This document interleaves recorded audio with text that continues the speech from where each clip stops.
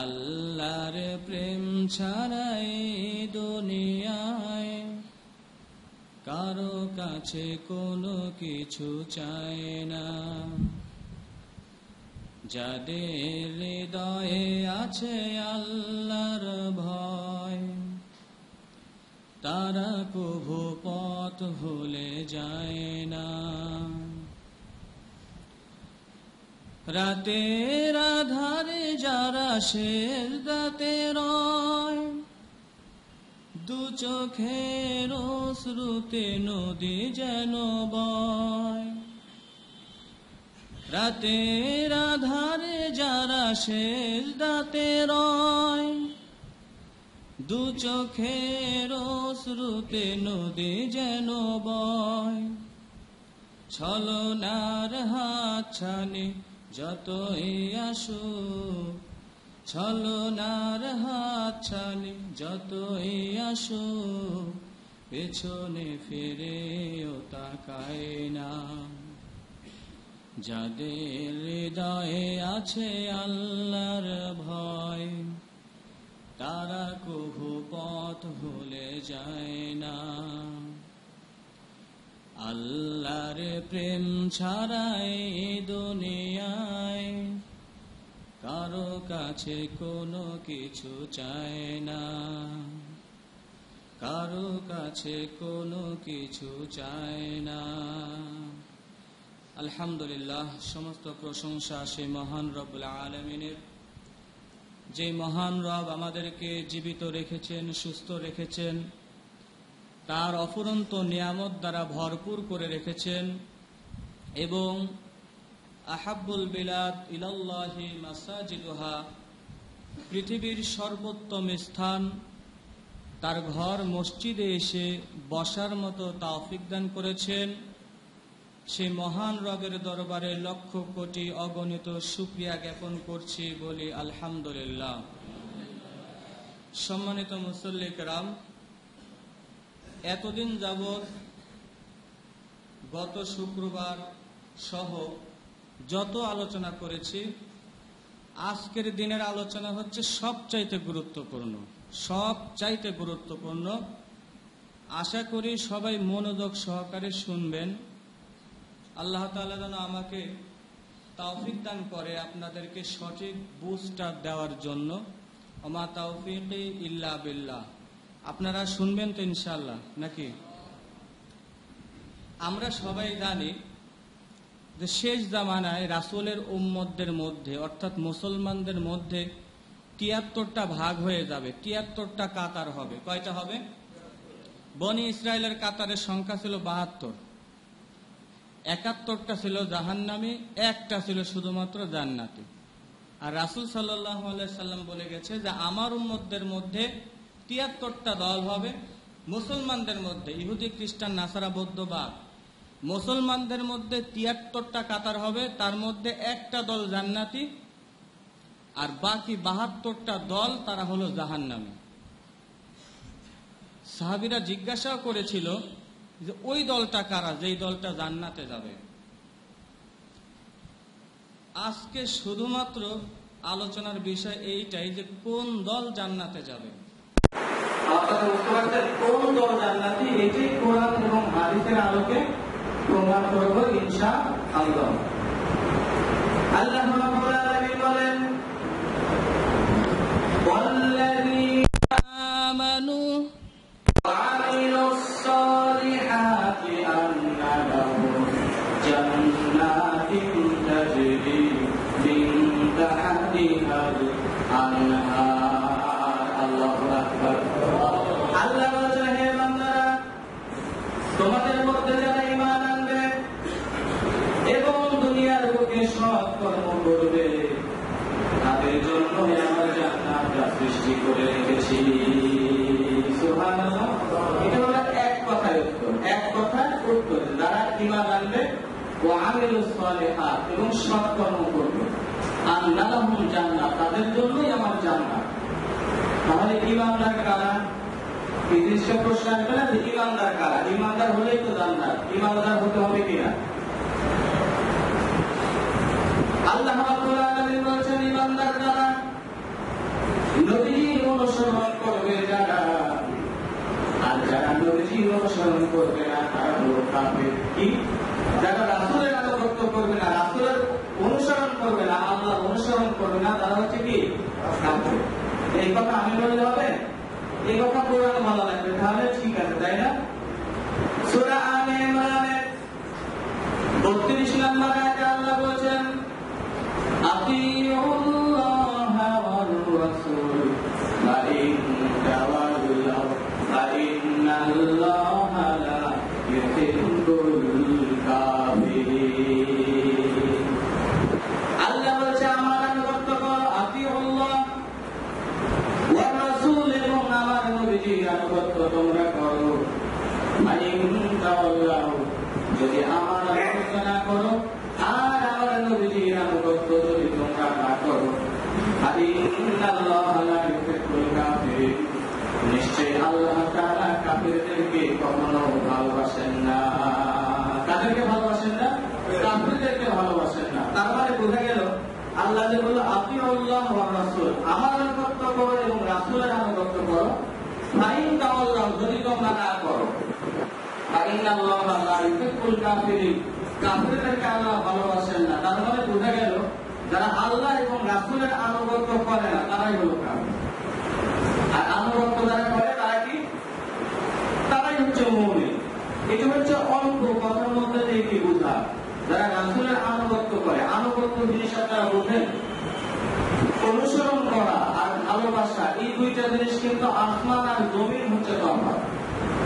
অনুসরণ করা আর হচ্ছে ভালোবাসা। অনেক মানুষ বলে যে রাসূলকে জীবনের চাইতে বেশি ভালোবাসি, কিন্তু নামাজ পড়ে না। খুব ভালোবাসি, রাসূলের জন্য নিজের জীবনটা উৎসর্গ করে দিতে পারি, কিন্তু নামাজ আদায় করে না। রাসূলকে শুধু ভালোবাসলেই জান্নাতে যাওয়া যাবে না, এর কোরআন হচ্ছে তার প্রমাণ। রাসূলকে শুধু ভালোবাসলে জান্নাতে যাওয়া যাবে না, তবে রাসূলকে ভালোবাসতে হবে নিজের জীবনের চাইতে। এরকম একটা হাদিস আছে, নবীজি বলেছেন, মান লা ইউমিনু আহাদুকুম হাত্তা আকুনা হাব্বা ইলাইহি মিন ওয়ালিদিহি ওয়া ওয়ালাদিহি ওয়ান নাসি আজমাইন।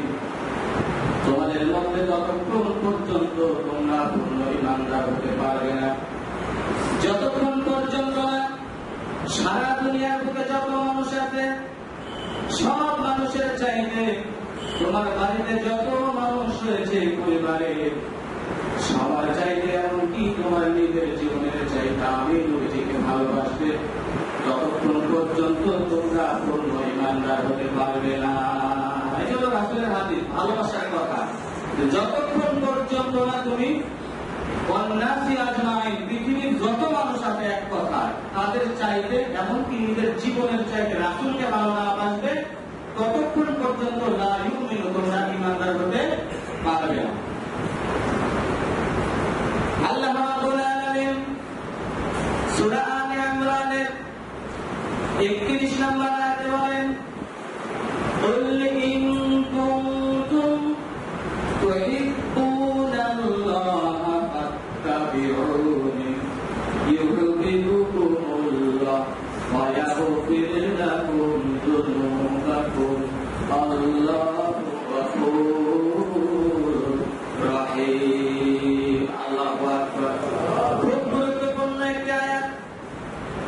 আল্লাহ তাআলা তার নবীকে বলছেন, নবীজি আপনি আপনার উম্মতদেরকে বলে দিন, তোমরা যদি আল্লাহকে ভালোবাসো, ফাত্তাবিউনি, অবশ্যই অবশ্যই আমি রাসূলের আনুগত্য করো।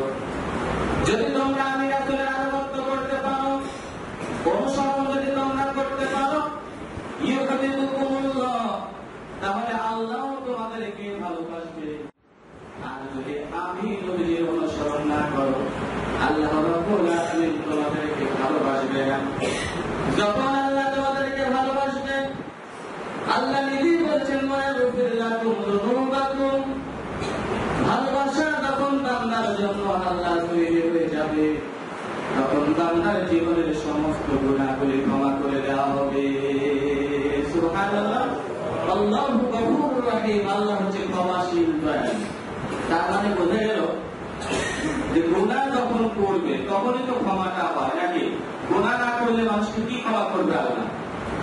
পৃথিবীতে আসার পরে তোমরা যতদিন পর্যন্ত পৃথিবীতে ছিলে, সঠিক মেসেজটা দেওয়ার পূর্ব পর্যন্ত যত গুনাহ করেছো, সঠিক মেসেজ যখন তোমাদের কাছে এসে গেছে, অর্থাৎ সত্যের বাণী যখন তোমাদের কাছে উপস্থিত হয়েছে, তখন তোমরা যদি সেটা মেনে নাও, তাহলে আল্লাহ তাআলা অতীতের সমস্ত গুনাহগুলি ক্ষমা করে দেবেন। তাহলে আজকে যে বয়ানটার কথা বলেছিলাম, যে খুবই গুরুত্বপূর্ণ একটা লেকচার, মনোযোগ সহকারে শুনবেন এবং সিদ্ধান্ত নেবেন যে সঠিক কাজটা আমরা করব, তাহলে আল্লাহ তাআলা অতীতের সমস্ত গুনাহগুলি কি করবে? ক্ষমা করে দেবেন। নবীজিকে সারা জীবন ভালোবেসেছিল আবু তালেব। আবু তালেব ছিল তার আপন চাচা। আবু তালেব আল্লাহর জান্নাতে প্রবেশ করবে না, কারণ সে নবীজিকে ভালোবেসেছিল। সারা জীবনে সে নবীজিকে আনুগত্য করে নাই। আবু তালেব নিজেই তার ভাতিজা নবীজি সাল্লাল্লাহু আলাইহি ওয়াসাল্লামকে আম্মা জান খাদিজাতুল কুবরা রাদিয়াল্লাহু তাআলা আনহার সাথে বিবাহ দিয়েছিলেন। আবু তালেব যেদিন মৃত্যুবরণ করবেন, অনেক বড় ঘটনা সংক্ষেপে বলি।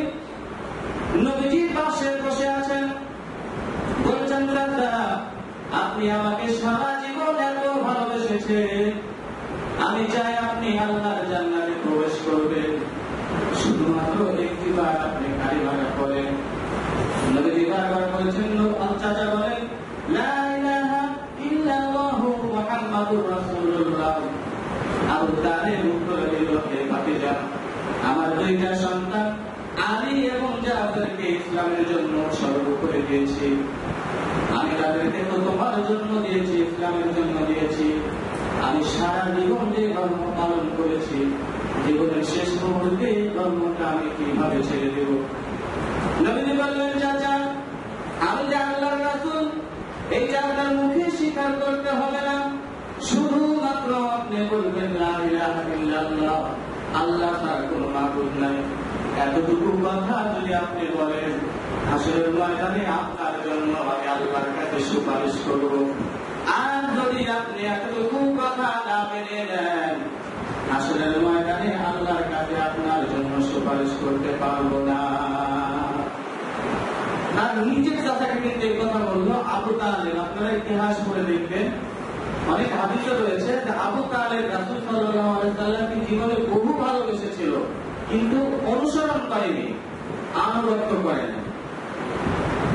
হাদিস শরীফ থেকে জানা যায়, আবু তালেবের আল্লাহ রাব্বুল আলামিন সর্বনিম্ন তাকে সাজা দেবেন। হাসরের ময়দানে সবচাইতে কম সাজা তাকে দেওয়া হবে। ওই সাজাটা হলো তাকে আগুনের স্যান্ডেল পরানো হবে।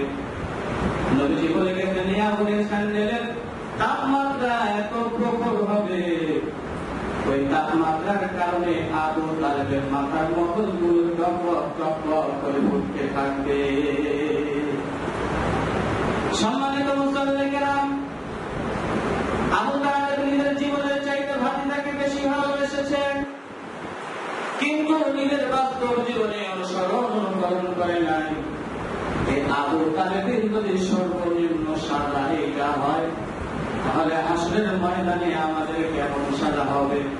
নিজেকে একটু প্রশ্ন করেন। আমরা যে খালি মুখে মুখে বলি যে ঈমান আছে, কিন্তু কাজকর্মের সময় নাই।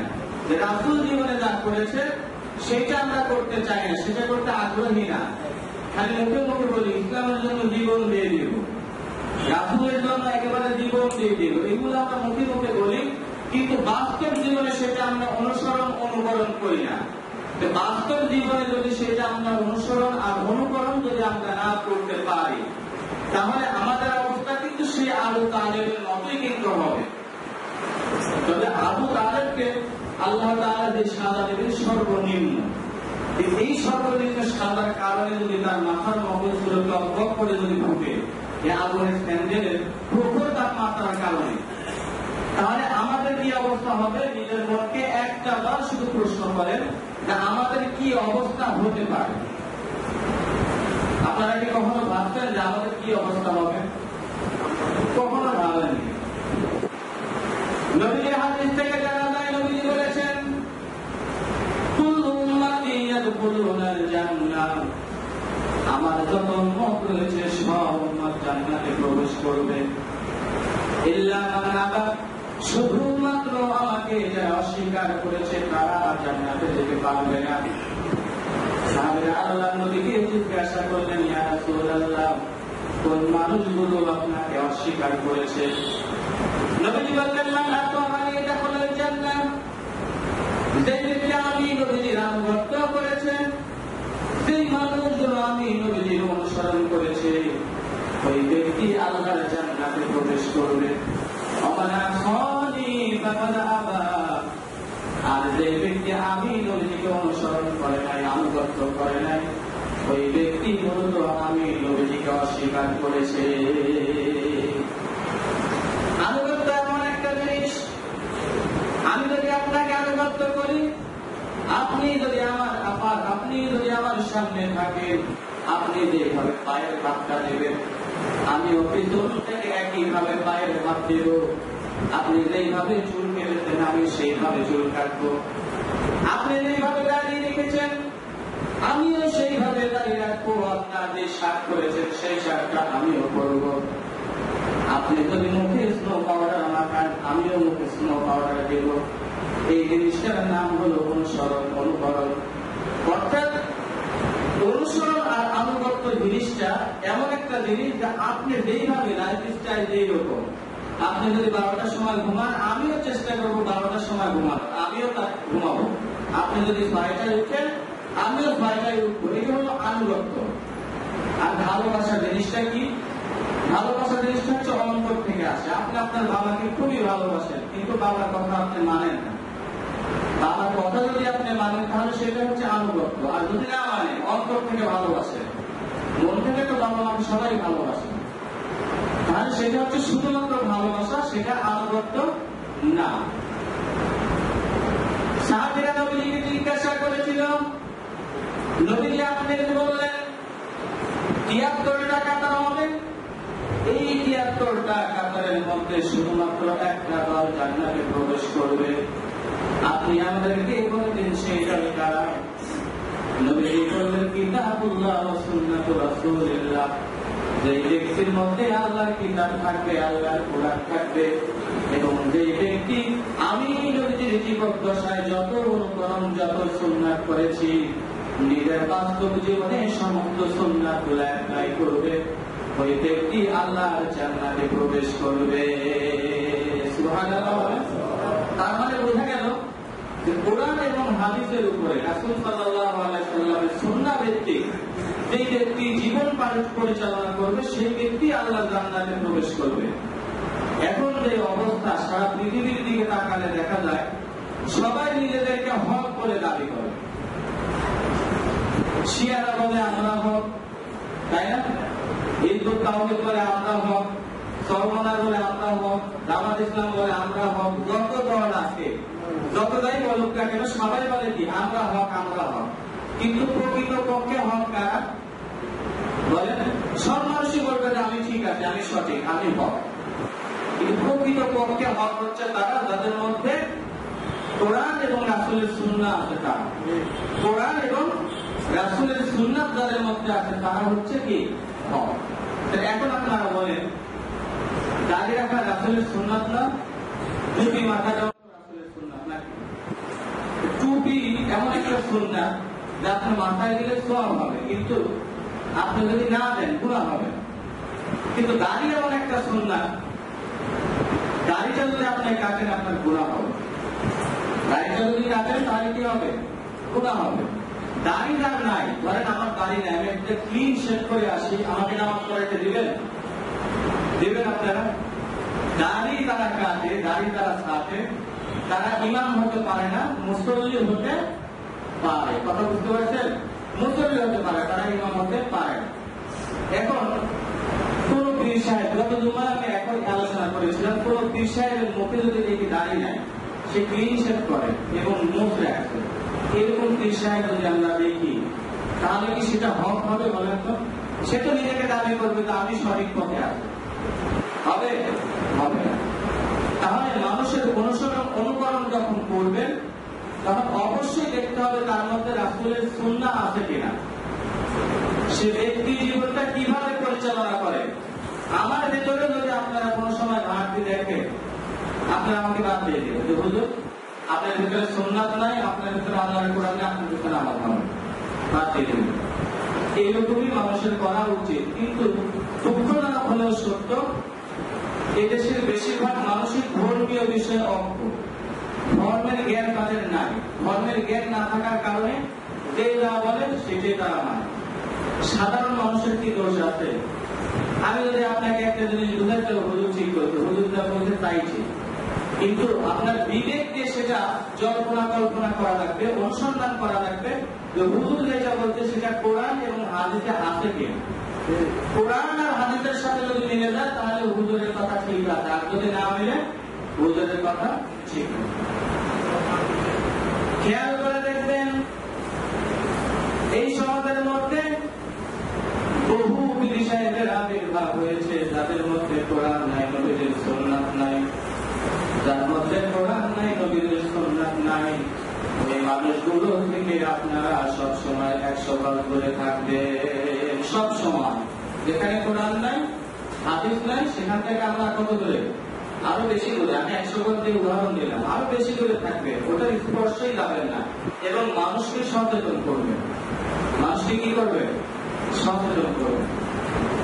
তাহলে এতটুকু আলোচনার মধ্যে আমরা একটা জিনিস স্পষ্ট হলাম, সেটা হচ্ছে রাসূল সাল্লাল্লাহু আলাইহি সাল্লামকে ভালোবাসতে হবে, আনুগত্য করতে হবে। শুধুমাত্র যদি ভালোবাসি, আনুগত্য না করি, তাহলে আল্লাহর জান্নাত পাওয়া সম্ভব নয়। আবার যদি আনুগত্য করি, ভালো যদি না বাসি, তাও জান্নাত পাওয়া সম্ভব নয়। অর্থাৎ ভালোবাসতে হবে এবং আনুগত্য আমাদেরকে কি করতে হবে? করতে হবে। তাহলে আল্লাহ তাআলা আমাদেরকে জান্নাত দেবে। বর্তমান সময়ে সম্মানিত মুসলিমেরা খুব ফিতনার সময়।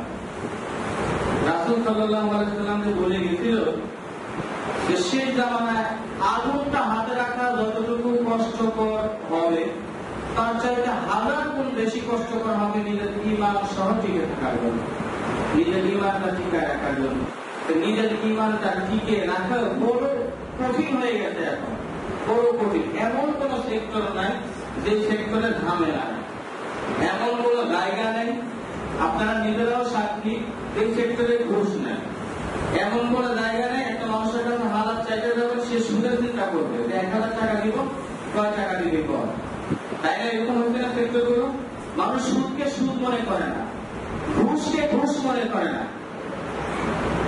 মানে যে জিনিসটা পাপ, যে জিনিসটা গুনাহ, গুনাহকে মানুষ গুনাহ মনে করে না এখন।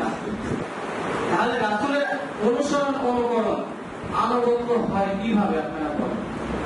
রাসূলের সুন্নাত কি সেটা আমাদের বুঝতে হবে, জানতে হবে। রাসূলের সুন্নাত কি? সুন্নাত নয় শুধু দাওয়াতের মেহমান, সুন্নাত নয় শুধু খাওয়া শেষে মধুপান, আরো কিছু সুন্নাত আছে তুমি জানো কি? জানলেও জীবনে কখনো তা মানো কি? আরো কিছু সুন্নাত আছে তুমি জানো কি? জানলেও জীবনে কখনো তা মানো কি? ঠিক না বলেন? আমরা শুধু জানি যে খাওয়ার পরে মিষ্টি খাওয়া কি সুন্নাত, এই কথা সবাই জানে। মিষ্টি খাওয়া সুন্নাত বলবে, মিষ্টি দিন বলে না মানুষ। দাওয়াত দিলে রাসূল সাল্লাল্লাহু আলাইহি সাল্লাম কিন্তু দাওয়াত দিলে কবুল করতে, লিল মুমিনি আলাল মুমিন সিদ্দু ফিসাল, একজন মুমিনের আরেকজন মুমিনের উপরে 6টা হক আছে। তার মধ্যে হচ্ছে ওয়াজিবুহু ইজাদা, যখন দাওয়াত দিবে দাওয়াতটা কবুল করতে হবে।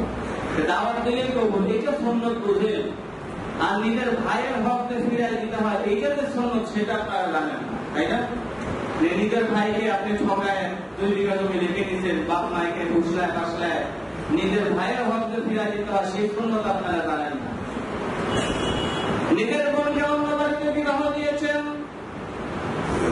বোনের হককে আপনাদেরকে ফিরিয়ে দিতে হবে, এই সুন্নাত আপনারা জানেন না। নিজের বাবা মাকে যদি 3 বেলা খাবার তুলে দিতে পারেন। নবীদের এইটাতে বড় সুন্নাত, এইটা আপনারা জানেন না। মানুষ দেখলে সালাম দিতে হয়, মুরব্বী মানুষ দেখলে সালাম দিতে হয়, তাদের কাছে দোয়া দিতে হয়, সবসময় হাসি মুখে কথা বলতে হয়। এই সুন্নাত আপনারা জানেন না। আপনারা শুধু মানুষের বাড়ি বাড়ি দাওয়াত খাওয়া সুন্নাত জানেন। এইরকম সুন্নাত দিয়ে জান্নাত পাওয়া যাবে না। নিজের ব্যক্তি জীবন সম্পূর্ণ সুন্নাত দিয়ে পরিপূর্ণ করতে হবে। ঠিক না বলেন? ঠিক না? আপনারা খেয়াল করে দেখেন, এই সমাজে বাস্তব একটা চিত্র তুলে ধরি। আমাদের বোনদের যে বিয়ে হয়, আমরা মা দেশ বাবা বাড়ি থেকে আসবে, বাবার বাড়ির যে সম্পত্তি সেটা কি পাই টু পাই পাইছে? আপনার হিসাব করে দেখেন। আপনার স্ত্রী ক্ষেত্রে দেখেন, আপনার স্ত্রী বাবার বাড়ি থেকে পাইছে। আপনার বোনকে আপনি বিবাহ দিচ্ছেন, আপনার বোনকেও কিন্তু আপনার দেয়নি। কিসের জন্য দেয়নি? দেননি যে বোনের দরকার কি? বোন শ্বশুর বাড়িতে থাকবে, স্বামী আল্লাহরে থাকবে, দেননি এই কারণে।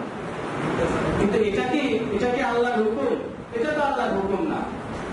যেভাবে পাবে তাকে সেভাবে দেওয়া লাগবে। বোন যদি এখন বলে যে ভাই তুমি খাও, তোমার কাছে রাখো, সেটার হিসাব তো আলাদা না, সেটা আপনি রাখতে পারবেন।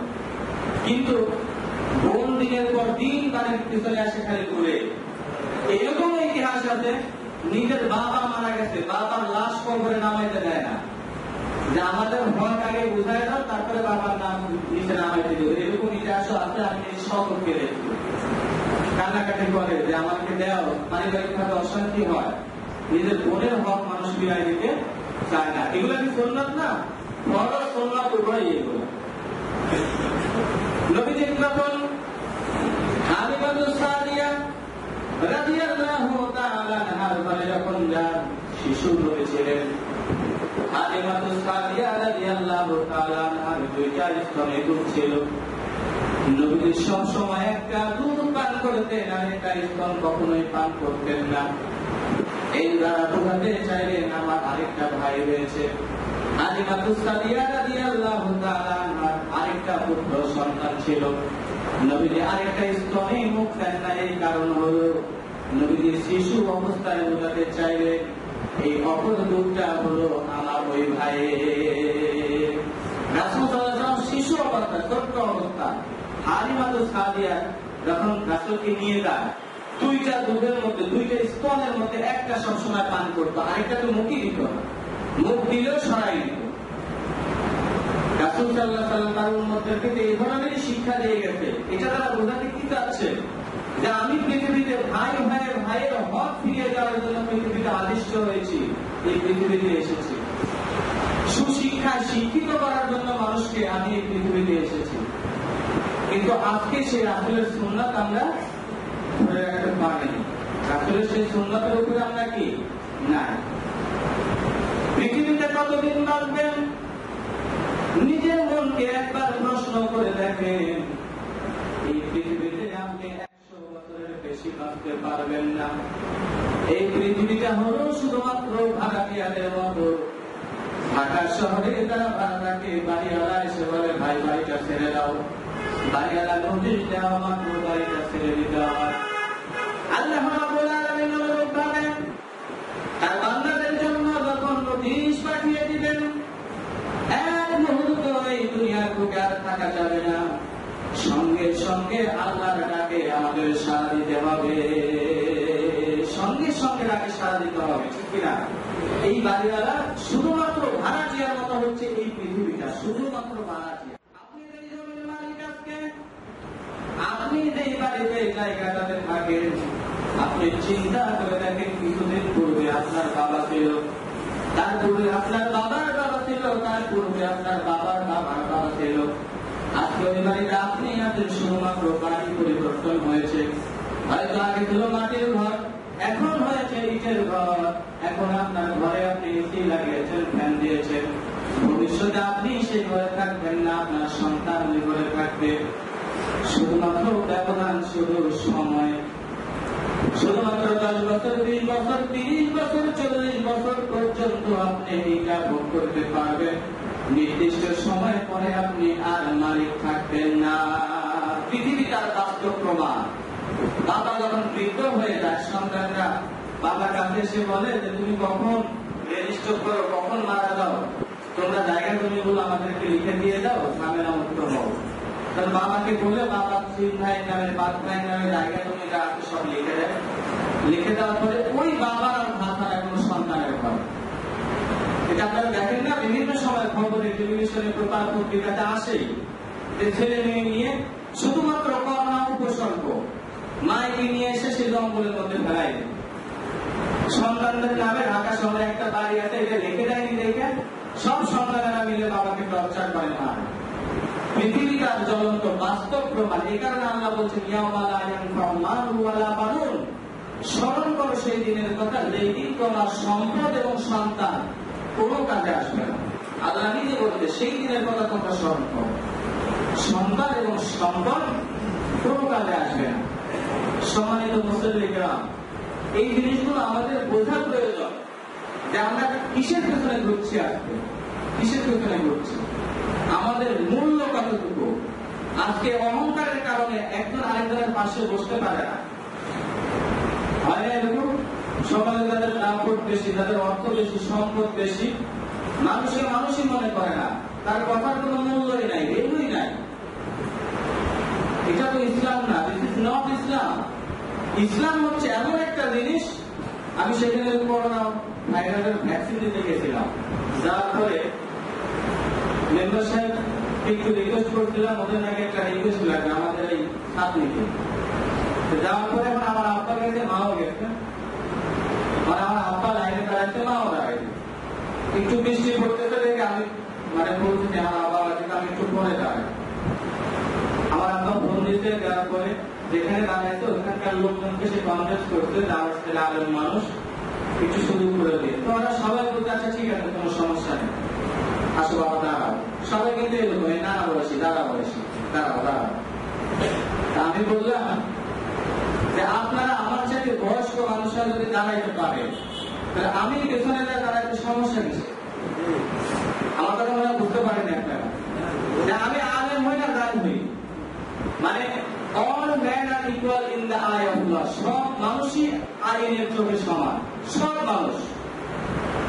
আর খেয়াল করে দেখলাম যারা একটু দেখা যাচ্ছে সম্পর্ক ভালো, ভেতরে যারা আছে টান দিয়ে নিয়ে নিচ্ছে, ভ্যাকসিন নিচ্ছে, বের হয়ে যাচ্ছে। আমি ওখানে দাঁড়াইনি, সুযোগ পাইছি দাঁড়াইনি, ভেতর থেকেও আমাকে ডাকা হয়তো হুজুর আসেন, ভ্যাকসিন দিয়ে দিই। আমি বলছি না, you have to follow the rules of Islam.